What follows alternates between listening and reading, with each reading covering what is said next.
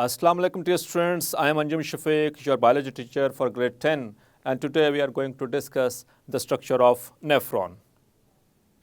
So my dear students, आज के lecture में हम ह्यूमन यूरिनरी सिस्टम को ड्रॉ भी करेंगे, उसको सीखेंगे कि किस तरह से उसको ड्रॉ करना है, क्योंकि एग्जाम्स में जब ये लॉन्ग क्वेश्चन के तौर पर आता है तो हमें उसमें उसको डायग्राम को ड्रॉ भी करना पड़ता है और उसके मार्क्स इंक्लूड होते हैं इसमें। विदाउट डायग्राम अगर हम उसको लॉन्ग क्वेश्चन को अटैम्प्ट करेंगे तो उसमें से मार्क्स डिडक्शन हो सकती है। प्रीवियसली हमने इसके बेसिक पार्ट्स के वाले से पढ़ा था ह्यूमन यूरिनरी सिस्टम के। आई माय डियर स्टूडेंट्स वहीं से स्टार्ट करते हैं। So today we are going to draw the human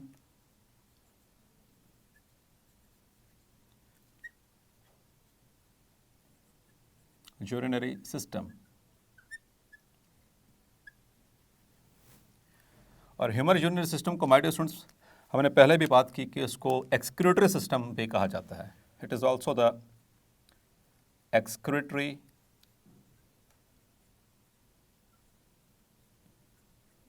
system of human beings, one of the major excretory systems of the human beings.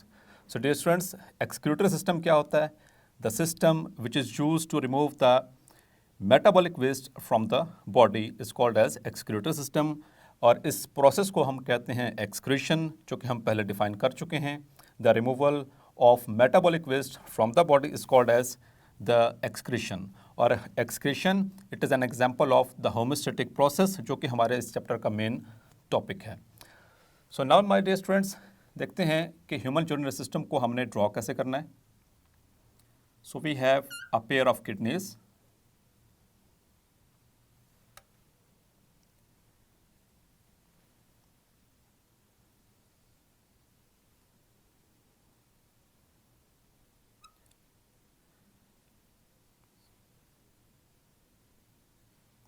then there is a pair of ureters, from each kidney one ureter,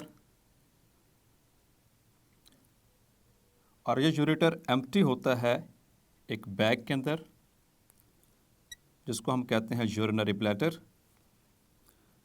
और urinary bladder के आगे मौजूद है एक duct जिसको हम कहते हैं urethra. So this is the basic diagram of the human urinary system. फिर आगे चल के हम इसकी डिटेल्स में भी जाते हैं। फर्स्ट ऑफ ऑल इसको हम लेबल कर लें। So this is the kidney, ureter, urinary bladder and urethra. So my dear students, kidney का जो मेजर फंक्शन है that is the formation of urine. Ureter का major function, it transports urine. Urinary bladder, it stores the urine for temporary period.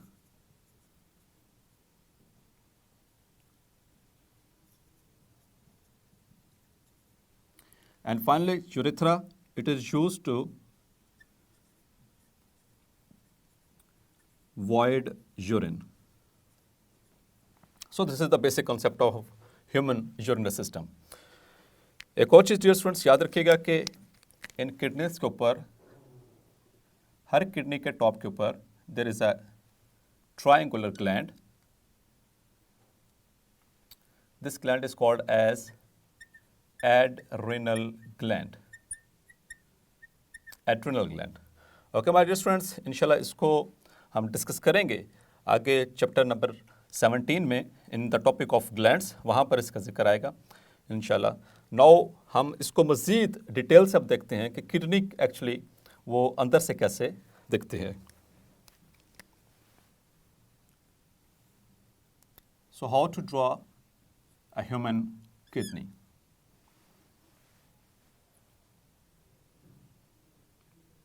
It is a bean shaped organ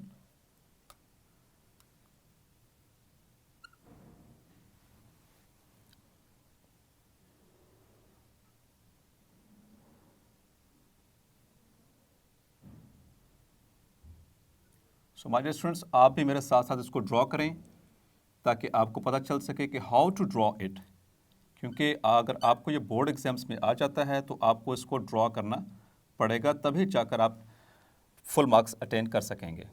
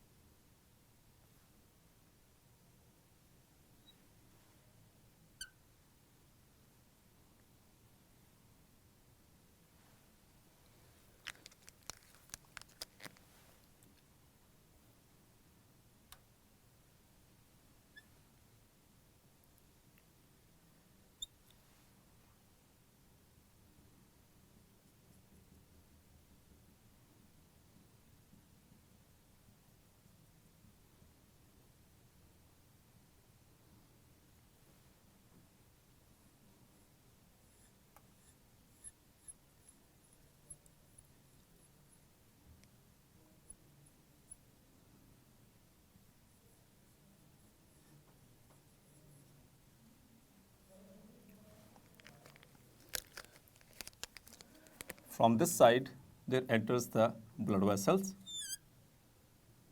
This is the renal artery.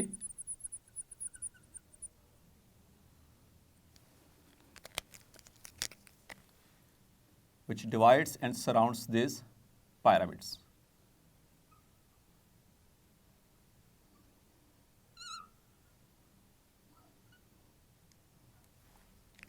और इसके बिल्कुल नीचे there is a renal vein.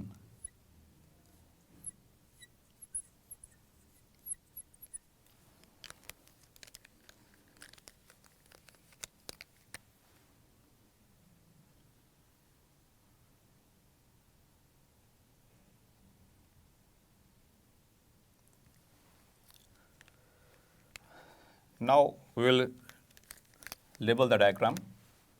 So kidney का, my dear students, इसके दो basic parts हैं जो हमने लास्ट टाइम डिस्कस किए थे। ये जो सरफेस एरिया है जो बाहर की तरफ होता है, this layer is called as renal cortex. Cortex आमतौर पर जो बाहर वाली सतह के ऊपर कोई भी चीज़ होती है उसे कहा जाता है, जैसा कि हम आगे चल के ब्रेन के स्ट्रक्चर में भी पढ़ेंगे, ब्रेन की जो ऊपर वाली लेयर होती है उसे सेरिब्रल कॉर्टेक्स कहा जाता है। और बाकी ये यहाँ पर जो आपको लाइन्स नज़र आ रही हैं, ये बेसिकल सारा का सारा रिनल कॉर्टेक्स कहलाता है। उसके बाद उसके नीचे जो डीप स्ट्रक्चर्स हैं, ये वाला deep layer, this is called as renal medulla. इसके अलावा माय डियर स्टूडेंट्स, यहाँ पर आपको ये कोन शेप्ड स्ट्रक्चर्स नज़र आ रहे हैं, ये ट्रायंगुलर शेप्ड स्ट्रक्चर्स हैं। These are called as renal pyramids. तो आपको याद आया ये पायरामिड से, ये बेसिकली उसी तरह से हैं जैसे कि वो अहराम मिस्र हुआ करते हैं, लाइक दिस। तो ये उसी से डिराइव किया गया है, चूँकि इनकी शेप उनसे मिलती जुलती है, सो इसलिए हम इसको पायरामिड्स कहा जाते हैं। चूँकि ये स्ट्रक्चर किडनीज के अंदर मौजूद है, तो किडनी के लिए हम जनरलाइज्ड जो टर्म इस्तेमाल करते हैं, दैट इज़ रिनल्स। इससे रेलेवेंट जितनी भी चीज़ें होंगी किडनी से रेलेवेंट, उसके शुरू में हम लगाते हैं रिनल। जैसे कॉर्टेक्स है तो रिनल कॉर्टेक्स, मेडल्ला है तो रिनल मेडल्ला, पायरामिड्स हैं तो रिनल पायरामिड्स। अब जब रिनल पायरामिड्स ओपन हो रहे हैं यहाँ पर छोटे छोटे नालियों के अंदर, डक्ट्स के अंदर, इन्हें कहा जाता है माइनर कैलेक्स। और माइनर कैलेसिस जो हैं ये ड्रेन करते हैं एक बड़ी ब्रांच के अंदर, that is called as major calyx. और मेजर कैलेसिस जो होते हैं, my dear students, they drain into the broader part. ये यहाँ पर जो फनल शेप्ड ये स्ट्रक्चर नजर आ रहा है, ये वाला, this is called as pelvis और रिनल पेल्विस।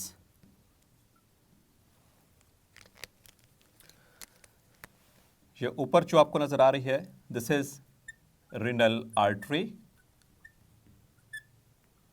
और उसके नीचे this one is renal vein, and this is the ureter. सो अब इसकी थोड़ी सी डायमेंशंस के हवाले से डिस्कस कर लेते हैं, जो कि हमने लास्ट टाइम भी इसको समराइज किया था, that the length of kidney, its width, then its thickness, and then the weight of the kidney, then the colour of kidney, then the shape of kidney. तो ये कुछ चीज़ें हैं जो कि इंफॉर्मेटिव हैं regarding the MCQs. So the length of kidney is, my dear students, 10 centimetre, width is 5 centimeter, thickness is 4 centimeter, its weight is approximately 120 grams, and its color is dark red. बाहर वाली सतह से dark red होता है, अंदर जो medullary portion होता है वो पेल रेड होता है, that is pail red in colour. जो मेडलरी पोर्शन है, जो डीप पोर्शन है, और शेप आप देख सकते हैं, इट इज बीन शेप्ड. जो लोबिया होता है, और कौन सा लोबिया, जो सफ़ेद लोबिया होता है, ये उससे इसकी शक्ल मिलती जुलती है. नाउ माय डियर स्टूडेंट्स, अब थोड़ा सा इसकी और डिटेल में आते हैं. तो यहाँ से हम एक पिरामिड को विजुअलाइज करेंगे कि how does it look like, और इसके अंदर क्या चीज़ नज़र आएगी पिरामिड्स में.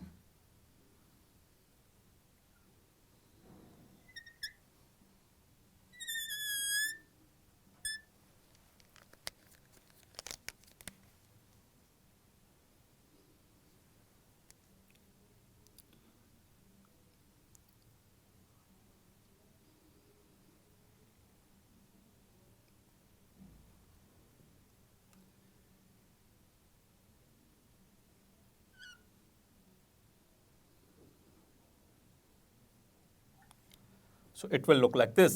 ये जो आपको स्ट्रक्चर नज़र आ रहे हैं, बेसिकली अब इसको लेबल करते हैं. This is the structure of one renal pyramid, और इसके अंदर ये जो आपको स्ट्रक्चर नज़र आया, दीज आर द नेफ्रॉन्स.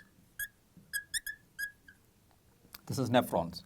और नेफ्रॉन्स, ये भी नेफ्रॉन है, ये भी नेफ्रॉन है, इस तरह बहुत सारे नेफ्रॉन्स हैं. Just for the sake of understanding मैंने यहाँ पर 2 ड्रॉ किए, और ये दोनों नेफ्रॉन्स जुड़े हुए हैं एक कॉमन डक्ट से, that is called as the collecting duct.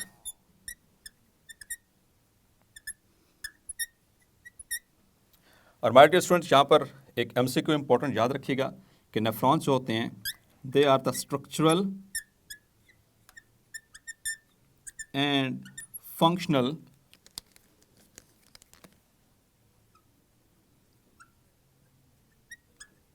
Unit of our urinary system और excretory system.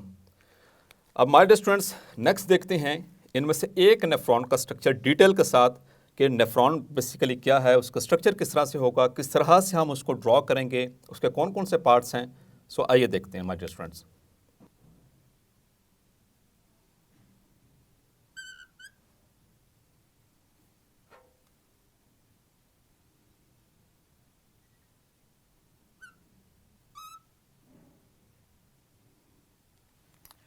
So this is the structure of nephron.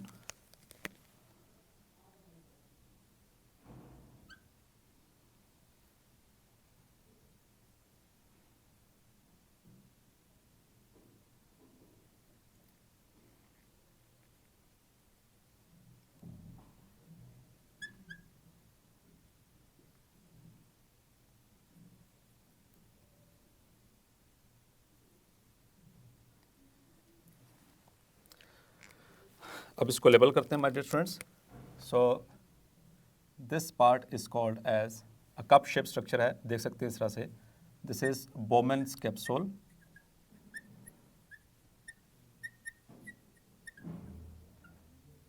और इसके अंदर ये जो आपको नजर आ रहा है, this is called as glomerulus.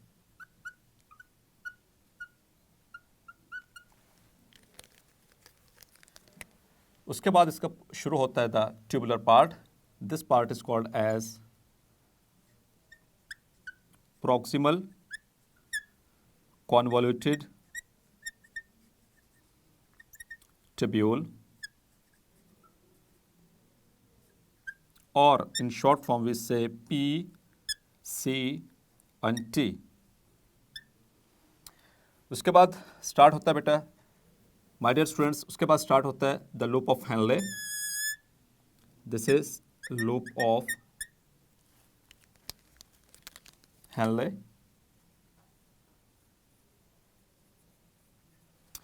इसके दो लिम्ब्स होते हैं. ये वाला लिम्ब कहलाता है descending limb,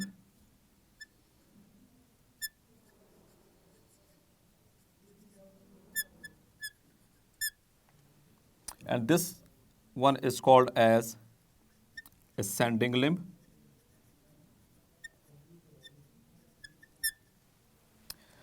And again it forms into convoluted tubule called as distal convoluted tubule or DCT. और डिस्टल कॉन्वोल्यूटेड ट्यूब्यूल यहाँ पर एक कॉमन डक्ट है, इसके अंदर ड्रेन करती है. इसे कहते हैं द कलेक्टिंग डक्ट और कलेक्टिंग ट्यूब्यूल. यहाँ पर ये ब्रांच देख रहे हैं, यहाँ पर ये वाले देख रहे हैं, यहाँ पर ये वाले भी देख रहे हैं. ये दूसरे नेफ्रॉन्स की डिस्टल कॉन्वोल्यूटेड ट्यूब्यूल्स आकर यहाँ पर एम्प्टी हो रही हैं. सो my dear students,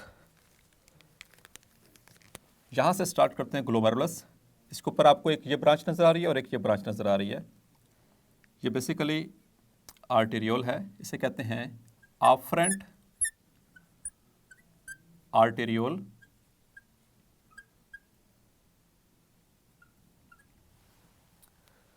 and this one is called as efferent arteriole.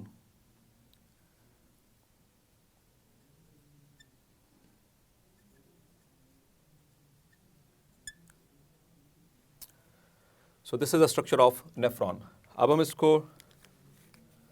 schematically divide करेंगे नेफ्रॉन को. Nephron, it consists of two parts. One is non-tubular part and the other one is tubular part. जो non-tubular part है इसे कहते हैं renal corpuscle और जो tubular part है इसे कहते हैं renal tubule. renal corpuscle के आगे फर्दर दो पार्ट्स हैं, glomerulus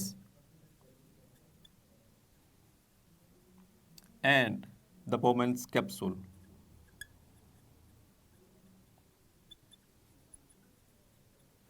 और renal tubule या Bowman's capsule के फौरन बाद स्टार्ट होती है the tubular portion and it consists of three main parts.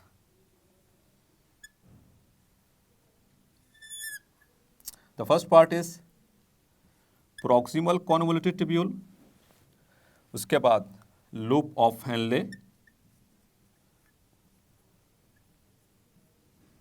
and finally the distal convoluted tubule. And loop of Henle is further divided into two parts, ascending limb and the descending limb.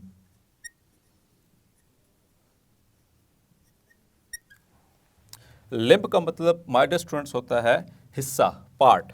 ठीक है. सो ये दो parts हैं limb sense के. U shaped ऐसे loop सा बना हुआ है, इसीलिए इसको loop of Henle, Henle on the basis of the scientist. So glomerulus, ये basically it is a tuft of capillaries. यहाँ पर बहुत सारी कैपिलरीज मौजूद हैं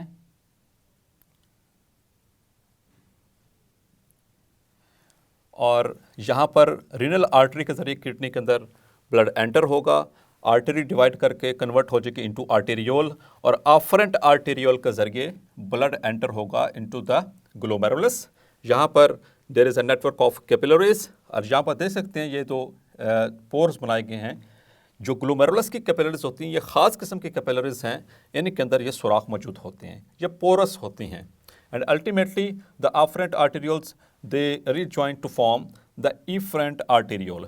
ई से याद रखिएगा एग्जिट, तो यहाँ से ब्लड एग्जिट होगा और उसके बाद एक डिवाइड हो जाएगा इनटू द पेरिट्यूबुलर कैपिलरीज। वो इंशाल्लाह हम नेक्स्ट लेक्चर में उसको डिस्कस करेंगे। सो डियर स्टूडेंट, आपने देखा कि एक नेफ्रॉन के कितने हिस्से हो सकते हैं और उनको हमने किस किस डिटेल से देखा। इसको याद रखिएगा MCQs पॉइंट ऑफ व्यू से भी और लॉन्ग क्वेश्चन के एतबार से भी। मिलते हैं अगले लेक्चर में। अनटिल देन, अल्लाह हाफिज़।